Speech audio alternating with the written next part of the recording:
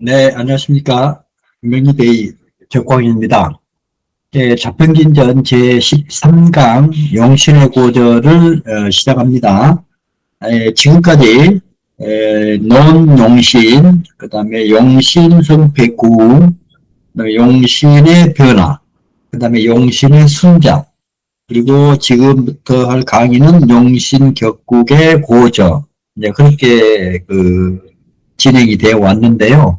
전부 다 그 사신과 그 사흉신을 중심으로 해서 성격이 되고 편격이 되고 뭐 이런 관계를 가지고 계속 놀아오고 있는 걸 이제 볼 수가 있죠. 그래서 지금 오늘은 용신의 고전은 사주가 좋고 나쁨을 가리는 이런 이론이다 이렇게 이제 보시면 되고요. 용신격국의 고전을 논하. 팔자에 이미 용신이 있다면 반드시 격국이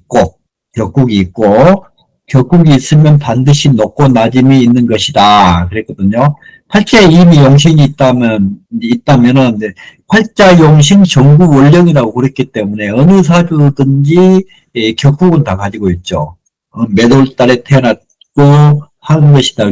그게 격국이고, 그게 격국 용신이 되기 때문에 격국이 있으면서 반드시 높고 낮음이 있다 그랬고요. 재관이식, 실사상관, 급제, 양인격 등 어느 격인들 귀함이 없겠으며 다 귀하다는 얘기고 다 귀하수가 있고 또 어느 격인들 전함이 없겠는가. 지극한 귀한 것에서부터 천황까지 만가지로 똑같지 않음이 있고 그 변화가 천태만상이니 어찌 말로 전할 수 있겠는가. 전할 수 있겠는가마는 그러나 그 이치의 큰 근본은 오직 유정과 무정, 유력과 무력의 사이에 있을 뿐이다. 이제 그랬거든요. 용신격국의 고절을 이렇게 높고 낮음을 놀았을 때는 작병진전 이론에서는 유정과 무정, 또 유력과 무력에 이것을 가지고 이제 고절을 논한다라고 하는 그런 이론이죠. 그런 말씀이죠. 그래서 유정의 이치가 그러면 뭐냐? 기신을 합하는 경우라고 이제 그렇게 크게 이제 보거든요. 유정의 이치. 예를 들어서 정관격이 인수를 차고 있는 것은 제가 투출한 것만 못한다 그랬거든. 못한데 사주에 상관을 대동했다면 재성보다는 인수를 높이 갖게 된다. 이제 그랬거든요. 이제 예를 들어서 정관이 인수를 차고 있는 경우는 재성보다 투출한 건 못하죠. 왜 그러냐면은 이 인수는 관을 이렇게 설하기 때문에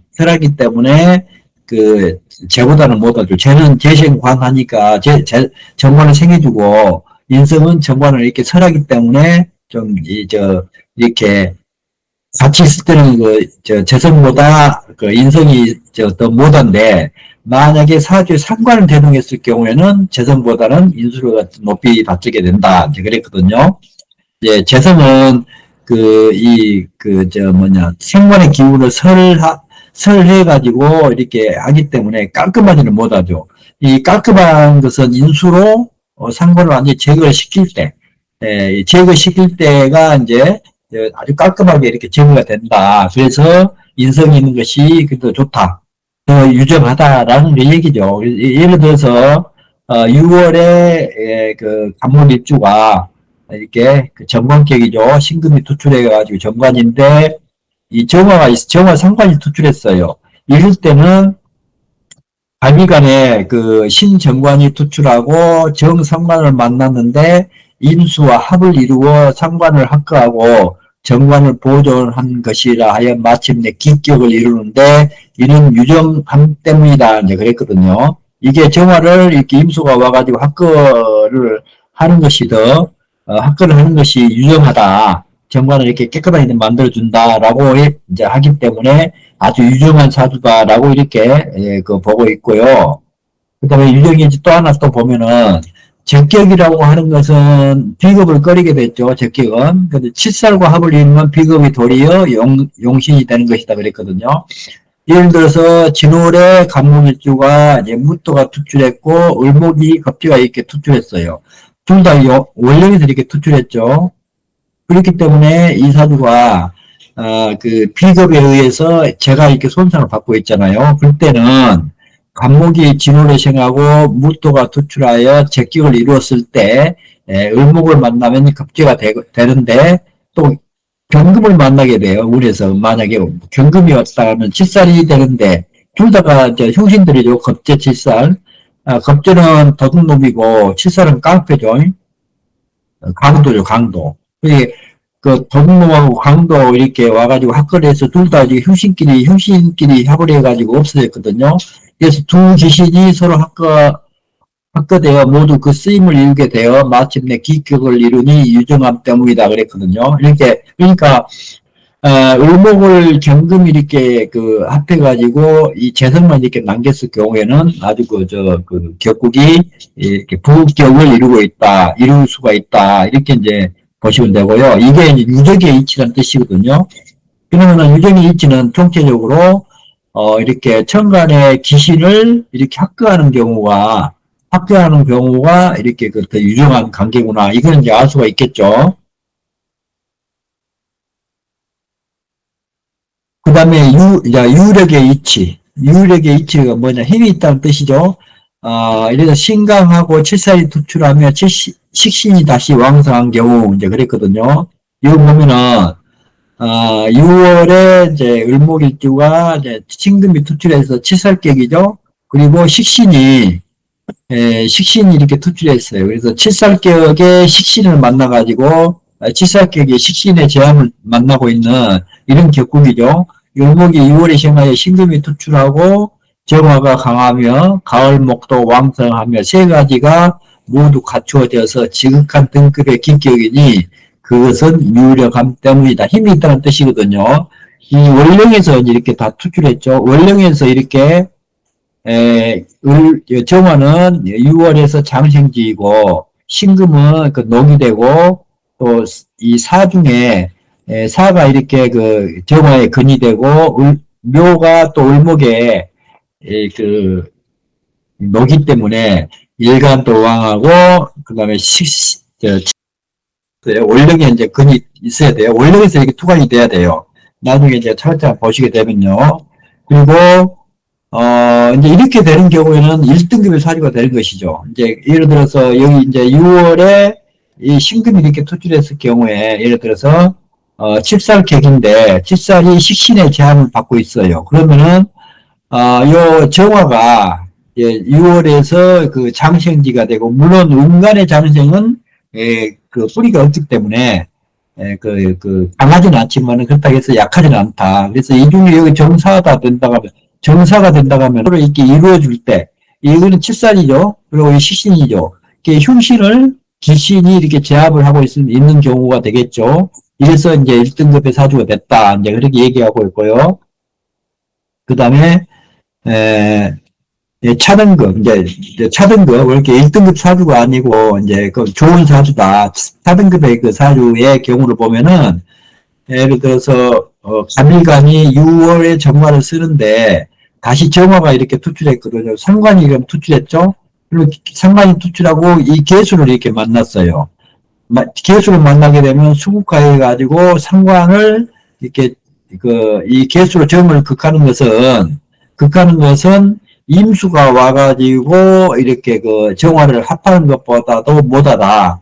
이것은 정이 있으나 정의 지극한 아니다고 그랬거든요. 그러니까 극하는 것보다 합하는 것이 합거해가지고 없애주는 것이 제일 좋고 그 다음에 극하는 것이 그 두 번째로 유정하다. 이제 이렇게 이해를 하시면 되겠네요. 예? 차등급의 사주를 보면요. 여기 보면은 일간과 격국의 강약과 불균형의 관계에 따른다 그랬거든요. 격국이 왕한데 일간이 다소 약할 경우, 또 격국 용신이 강하고 식상이 좀 약할 경우, 그 상신에 비해서 격국 용신이 약할 경우, 이런 경우를 이제 조금 격이 좀 약간 격감이 됐다. 이렇게 이제 표현을 하거든요. 그 을일간이 6월에 칠살을 만나는 경우에 다시 정화, 식신이 투출하여, 제압할 때, 혹 칠살이 강하고, 이 식신이 약하거나, 또 이렇게 그 식신이 왕하고 칠살의 힘이 이렇게 약한 경우에, 또, 혹은 그 칠살하고 식신이 모두 왕한데 일간이 이렇게 그 심하게 뿌리가 없으면은 이것은 힘이 있어도 온전한 힘이 아니니 격이 그 높은 것에 다음 가는 것이다. 그래서 이제 격감이 됐다는 뜻이거든요. 격감이 이렇게 격감이 됐다 이런 의미가 돼 있어요. 그러니까 그 예를 들어서 일간이 약한데 칠산하고 식상이 이렇게 왕하다. 그러면은 일간이 이렇게 그 식신을 이용해 가지고 칠산을 제압을 하지 못하니까 좀 격이 좀 떨어진다는 뜻이거든요. 이렇게 이럴 때는 운에서 일간을 뒷받침해주는 그런 운이 와야 되겠고, 그 다음에 이 칠살이 약하고 이 식상이 이렇게 강해버리면은 제살태가가 되니까 약간의 격감이 됐다. 그리고 그 칠살이 왕하고 그 식신이 약할 경우에는 칠살을 제압을 잘 못하니까 격감이 된다. 이런 취지로 이렇게 이론을 이렇게 말하고 있는 것 같거든요. 그리고 무정이라고 하는 것은 사주 격국이 깨진 거예요. 쉽게 얘기하면 무정의 일치. 이 정이 없다는 뜻이죠. 무정의 일치. 그러니까 인수격이 칠살을 쓰는 경우에 본래는 기격이죠. 인수격이 칠살을 쓰면은 인수용살이 되니까 본래는 기격이지만은 신강하고 인수도 왕한데 칠살이 투출하면 고독하고 가난한 것이다 그랬거든요. 빈천하다고 이제 그랬어요. 이제 그래 보면은 그것이 왜 그러냐? 일간이 왕하면 인수에 생하는 것을 공으로 여기지 않기 때문이다 그랬거든요. 인수가 왕성한데 왜 칠살의 도움을 공으로 여기겠는가? 한쪽으로 치우치고 다시 치우치게 되는 것이니 그것은 무정함 때문이다. 이제 그랬거든요. 그래서 여기에 보면은 인수격이죠. 네, 임수일간이 신월에 태어나서 임수가 이렇게 투출해가지고 상당히 왕한 인수고 일간도 신월에 그 장생지를 두기 때문에 비겁이 투출했고 하기 때문에 상당히 왕한 이런 일간이죠. 그리고 이 칠살도 보면 칠살도 그 진술 인중에 그 병화가 있고 그다음에 무토 여기도 무토 이렇게 있어가지고 칠살도 왕하죠. 이런 경우가 되면은 반드시 사주가 빈천하게 되는데 이때 이제 사주가 성격이 되려면은 이때는 인성하고 칠살의 기운하고 일간의 기운을 유통시켜주는 식상운이 오면 아주 좋아요. 이럴 경우에는. 이런 이제 참고적으로 알고 계시고요. 관문으로 들어가서 할 때 인수격을 논할 때 이제 그런 것이 있거든요. 인수격이 거느리고 있는 그걸 가지고 이렇게 서로 판단해 보면은 그때 나오니까 그때 다시 공부하기로 하고요. 그 다음에 상관격이 인수를 차는 경우에는 본래는 수료하고 기하죠. 상관폐인이니까. 근데 일주가 왕하고 상관이 매우 이렇게 약한데, 인수가 다시 또 너무 중후하면 기하지도 않고 수료하지도 않는 것이다. 그 이유는 일간을 돕고자 하면 일간이 강해지고, 상관을 제압하면 상관이 이렇게 아주 약해지기 때문이니, 이 중후한 인성이 무엇에 쓰기를 바라겠는가, 이제 그랬거든요. 이게, 편고가 되거나 한쪽으로 치우치거나, 이런 경우를 이렇게 얘기를 이제 하고 있는 경우죠. 그래서, 예를 들어서 5월에 이제 간목이 상관격이거든요. 임수가 너무 많아요. 인성이. 그런데 하국을 한다 하더라도, 이게 수가 너무 왕하니까 또 신자 수국까지 됐네요. 그러니까, 이럴 경우에 상관을 제압하는 것이 이렇게 과하다 해서 이 중후한 이렇게 왕한 인성이 쓰임이 없다는 뜻이거든요. 이럴 때는 병화나 이렇게 와가지고 이렇게 수를 좀 말려줘야 되겠죠. 그래야만이 사주가 이렇게 바람새가 맞겠죠. 무토가 하나 또 이렇게 있어준 것도 나쁘지는 않겠죠. 이렇게 이제 이런 경우를 무정이다 그랬거든요. 그 다음에 무정이 있지. 또 보면은, 칠살도 왕하고 식신도 왕한데, 일간이 뿌리가 없을 경우도 이렇게 무정하다. 무정하던 경우는, 이렇게 격국이 좀 피해가 되는 경우, 이런 경우를 무정이다. 이렇게 볼 수도 있고요. 격국이 깨졌을 때를 이제 무정하다. 그 또 일간이 강하고 비겁이 많을 때 재성이 무기한 경우에는 요절하거나 강하게 된다 그랬거든요. 일간이 강하고 비겁이 많을 때 재성이 무기한 경우에는 요절하거나 가난하게 된다. 네, 이런 경우 같은 경우에도 이 경우를 뭡니까? 공통보감이나 이런 해서 구조를 이렇게 본 것 같은데, 일간이 강하고 비겁이 많다 하면은, 비겁이 많으니까 일간이 강해졌죠? 그런데 재성이 이렇게 무기한 경우, 비겁 정제로 해가지고 사주 격국의 그 밸런스가 안 맞으니까, 이때는 요전하거나 가난하게 된다라고 이렇게 이제 그 얘기를 하고 있거든요. 무적의 이치다, 이게. 그렇게 보시고요.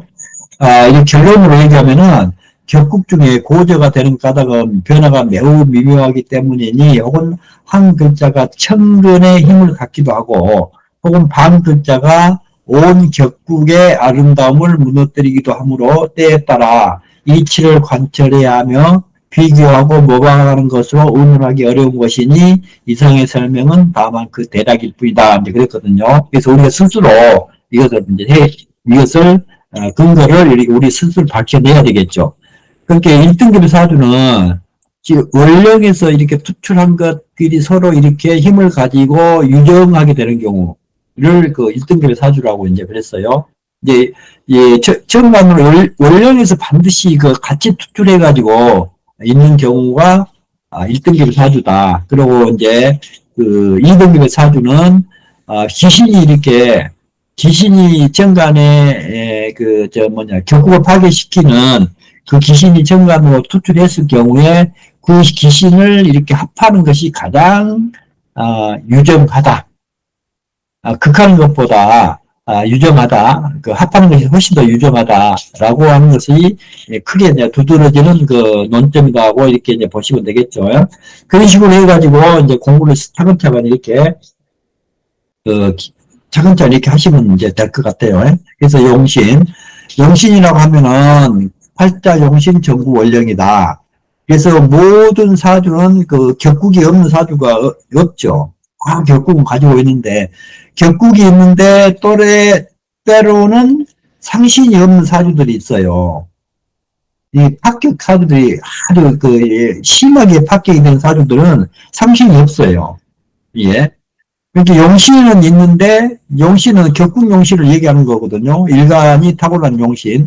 이 격국 용신을 둘러싸고 이렇게 격국 용신을 보좌하고 이렇게 만들어주는 이런 상신들이 이렇게 분포해서 격국을 보좌하고 이렇게 국을 이렇게 만들어주고 격국이 이렇게 성격이 되고 이렇게 되어야 되는데 그렇게 안 되는 사주들이 많다는 뜻이에요. 이게 상신이 없는 사주들을 나중에 한번 봅시다. 이렇게 해서 이제 용신의 고정을 이렇게 마치고요. 다음에는 이것도 복잡한 이렇게 이론 중에 하나라고 이렇게 이제 보시면 되는데요. 이것도 사흉신의 성패와 궁에 관한 이런 거하고 비슷한 그런 논리거든요. 논용신, 인성, 득패, 또 인패, 득성이라고 이렇게 상당히 길고 복잡한 그 제목이 있거든요. 이렇게 쉽게 얘기하면 성격이 되었다가 폐격이 되고 또 폐격이 되었다가 성격이 되고 이런 과정을 이렇게 이제 왜 이런 과정을 심효천 선생이 이렇게 많이 이렇게 꾸준히 했나 하면은 격국이 성격이 됐다 하더라도 운에서 이렇게 운에서 이렇게 폐격을 만들어 버리고 또 세운에서 다시 또 성격을 시키고 이런 과정이 계속 운에 따라서 이렇게 변화하는 것을 잘 보라고 하는 취지에서 자꾸 이렇게 일목요연하게 이렇게 용신에서부터 이렇게 쭉 이렇게 나오고 있잖아요. 그래서 이게 얼마나 논리 정연한 이론 체계냐 하는 것은 아마도 적전수를 공부하시거나 또 궁통보감을 공부하시는 분들은 잘 아실 거지만은 작경진전에서 가장 두드러지는 것은 일목요연하다는 얘기예요. 논리적이면서 일목요연하다. 그러니까 얼마나 처음에 배우는 사람들이 이걸 배우기가 얼마나 좋아요. 그래서, 기초만 이렇게 튼튼하게 이렇게 하시고 나면은 바로 작경진전 격국론을 이렇게 공부를 하시게 되면은, 사주를 보는 데는 이렇게 무난하다라고 이렇게 말씀을 드릴 수가 있습니다. 자, 안녕히 계세요. 다음에 또 봬요.